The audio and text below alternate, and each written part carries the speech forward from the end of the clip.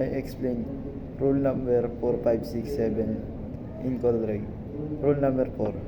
State the rules in this section apply to all vessels on the high sea in all navigable water connected to the high sea. This means that whether you are operating a large cargo ship, a fishing vessel, or a small yacht, you must follow these rules.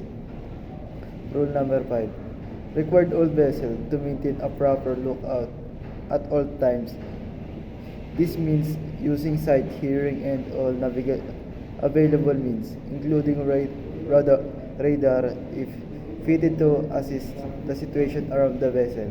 A proper lookout helps detect other vessel navigation hazard and any changes in the environment. Rule number 6. State the vessel must proceed at a safe speed so that it can take proper action to avoid a collision and stop within a safe distance. Factor affecting safe speed including visibility, traffic, density, maneuverability, weather condition, and the presence of navigation hazard. Rule number 4. Required vessel to determine if there is a risk of collision.